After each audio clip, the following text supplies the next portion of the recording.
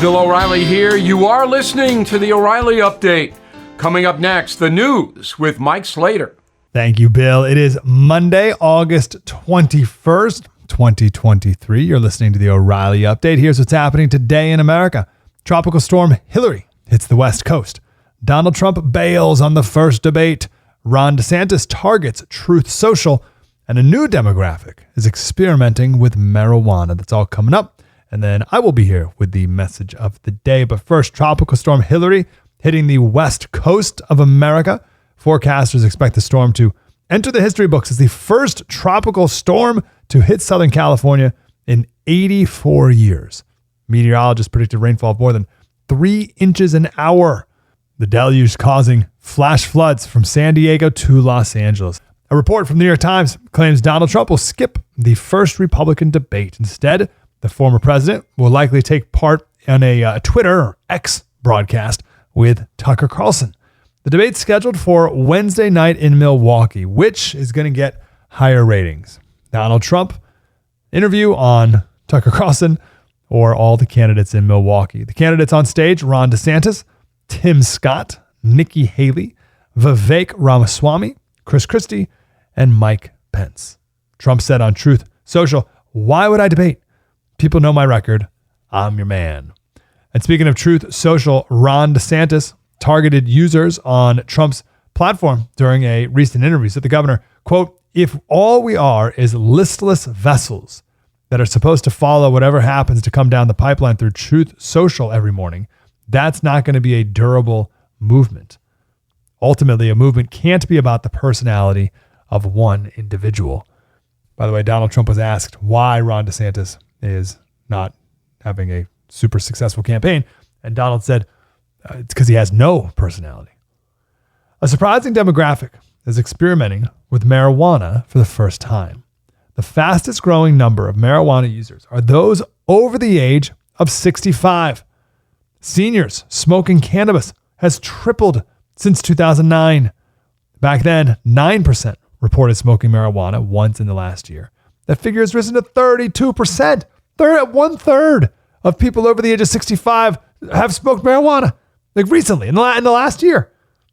And the slightly younger 60 to 64 demographic, half reported marijuana use in the last 12 months. This ties in perfectly to the message of the day. Coming up next, we'll talk about why it seems that Americans are more sad and mean than ever before. That's coming up next, after this. The chairman of the Fed is promising more pain ahead. Last year, stocks dropped 20%, and this year could be worse. You are right to be worried. So please call the only precious metal dealer I trust, American Hartford Gold.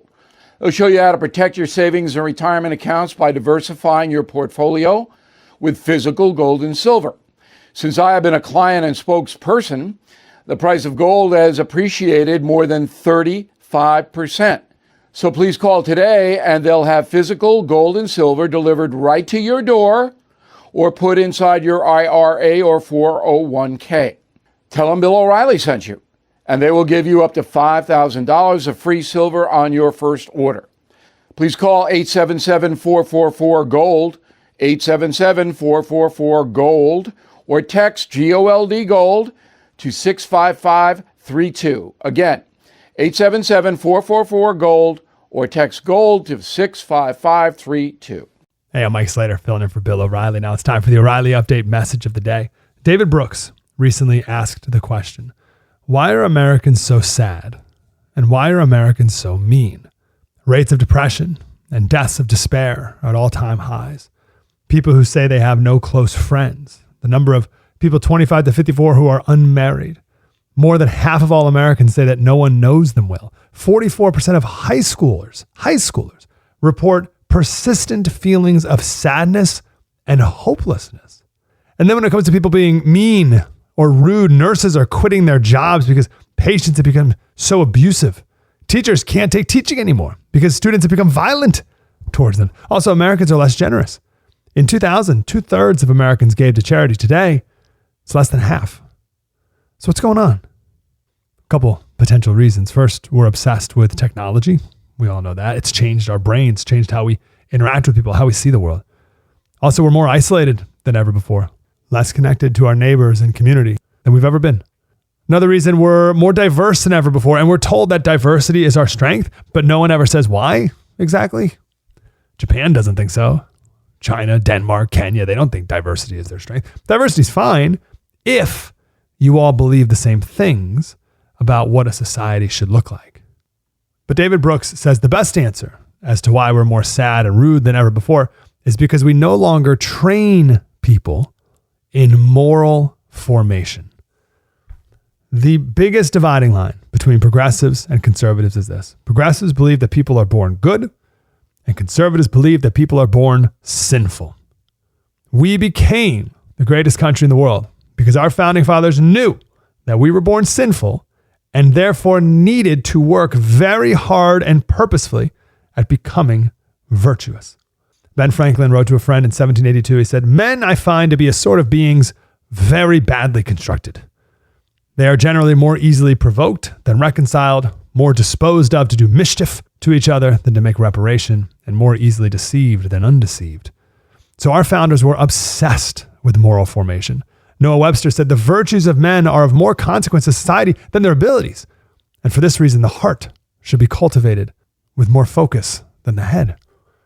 All the way up till the 50s. In 1951, the National Education Association said that the unremitting concern for moral and spiritual values continues to be the top priority for education. It's not true today. Today, the top priority is racial equity and transgender kids and all this nonsense. So we stopped focusing on moral formation. And what has resulted? Well, we have no longer agreed upon shared universal truths. No objective right and wrong can be agreed upon.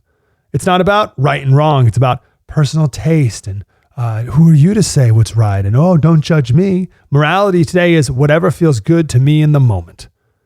Whatever feels good to me in the moment. And the result, of course, is going to be kids who feel lost, confused, and angry, and hopeless, and selfish, and therefore sad and mean. Hurt people hurt people. This is all very depressing, but the good news is we know how to turn this around. We need to all recognize that we are sinners who need to focus on moral formation and building the virtues back up. And we don't need to reinvent the wheel. It's been done before. We know the virtues that made America the greatest country in the world. We just have to get back to doing it again. I'm Mike Slater, builder for Bill O'Reilly. Something you might not know. Next. If you own a vehicle with less than 200,000 miles and have an auto warranty about to expire or have no warranty at all, listen up. Car Shield has a low-cost month-to-month vehicle protection plan that's now available to the public. Save on out-of-pocket expenses on future auto repairs. So please call Car Shield now to find out how you can pay almost nothing for covered auto repairs. 800-925-7584 for a free quote. This protection plan is at an all-time low in price. Drivers who activate the vehicle protection today will also receive free roadside assistance, free towing, and car rental options at no additional cost. So please call for your free quote, 800-925-7584, 800-925-7584. Hey, what do you have to lose? 800-925-7584. I'm Mike Slater, filling in for the great Bill O'Reilly. Now it's time for something you might not know. Alexander Hamilton, Federalist Paper 65. This is in relation to, all these indictments, but specifically the one in Georgia, where Trump said in an hour-long phone conversation, which you can hear on YouTube, by the way. It's the whole thing's there. He said, I just want to find 11,780 votes, which is very different than, hey, Georgia officials, go out and fraudulently create 11,780 votes so that I won.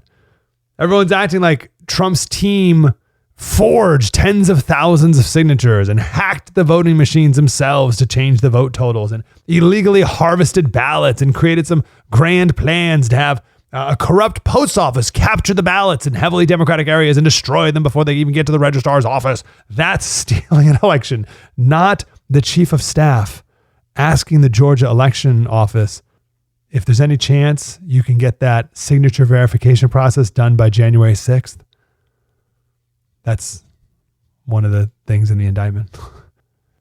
Alan Dershowitz made the point that these types of phony racketeering charges are what Alexander Hamilton warned about in the Federalist Papers. He was referring to Federalist 65. Alexander Hamilton made the point that there has to be a very high standard to impeach, or in this case, indict someone. If not, then everyone's just going to impeach everyone all the time forever. And that's a very bad road to go down, where every election, it's not only who's getting impeached, it's now who's getting prosecuted. We got DAs indicting every political opponent. That's where we're headed. And Hamilton said this will seldom fail to agitate the passions of the whole community and to divide us into parties.